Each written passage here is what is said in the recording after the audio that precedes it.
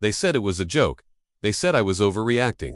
But when I held that letter in my hand, stamped with the HOAS logo, demanding I pay a fine for excessive breathing disturbances, I knew this wasn't just ridiculous, it was war. My HOA actually tried to fine me for breathing. And by the end of it all, I had the last laugh. When I first moved into this neighborhood, I was drawn in by its quiet charm. A calm lake at the edge of the block, kids riding bikes in the afternoons, neighbors waving from their porches. It seemed like the perfect place to finally relax after years of working hard. But what nobody told me was that this place was just run by an HOA, was run by an HOA president who treated the neighborhood like their personal kingdom. At first, it was the usual petty nonsense. Warning letters about my trash bin being visible for 11 extra minutes, a fine for not cutting my grass to exactly 3 inches, even a note about my welcome mat being too bold for the community aesthetic. Silly, annoying, but manageable. But then things escalated. It all started when I installed a small gym in my garage. Nothing fancy, just a treadmill, some weights, and a punching bag. I liked to work out at night after long days. The windows were closed, the door was shut, and I wasn't disturbing anyone. Or so I thought. One morning, I opened my mailbox to find a letter from the HOA. It said neighbors had complained about irregular breathing noises late at night and that I was creating a disturbance to the peaceful atmosphere of the community. The fine, $150. For breathing, I actually laughed out loud. I thought it was satire, but it was real. At first, I ignored it. Surely no sane person could enforce something this absurd. But 2 weeks later, another letter came.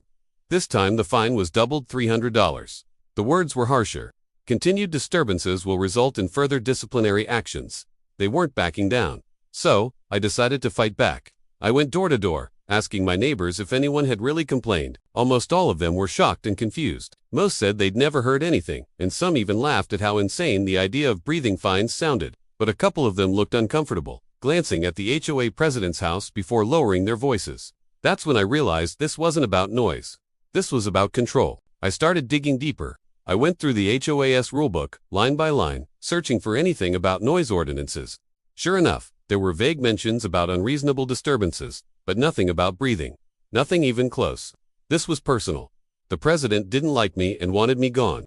But here's where things got interesting. I had cameras, not just outside my house, but inside my garage.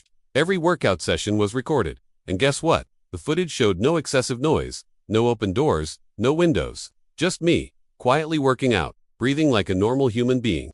I had undeniable proof that their claims were a lie. Still, the letters kept coming. $500 fines. $750 fines. Threats of legal action if I didn't comply. At one point, they even suggested I consider relocating if I couldn't adapt to the quiet lifestyle of the community. That's when I stopped laughing and started planning. I gathered every piece of evidence, the letters, the videos, the testimonies from my neighbors, and I went straight to a lawyer. His reaction, priceless. He laughed so hard he nearly fell out of his chair. But when he was done laughing, he told me something important. What the HOA was doing wasn't just absurd, it was illegal. They were fabricating fines, harassing me, and abusing their authority. So, we built a case. And as we worked, something amazing happened.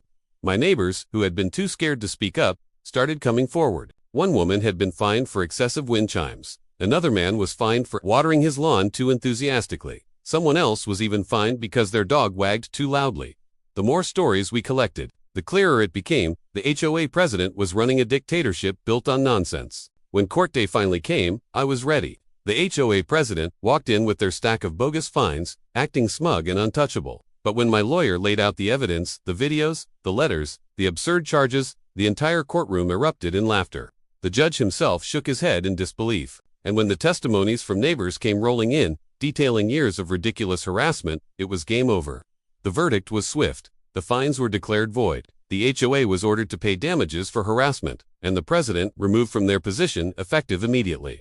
They weren't just humiliated, they were stripped of the power they'd abused for years. Walking out of that courtroom, I felt lighter than ever. Not just because I'd won, but because the entire neighborhood was free. People smiled more, waved more, and for the first time, everyone felt like they truly owned their homes. No more breathing fines. No more fear. No more nonsense. As for me, I went home, opened my garage, and turned on my treadmill. And this time, I didn't just breathe, I laughed. Loud, deep, unstoppable laughter. Because in the end, the HOA tried to fine me for simply being human. But the only thing they really accomplished was proving how ridiculous they were. And that's why, when they tried to fine me for breathing, I got the last laugh.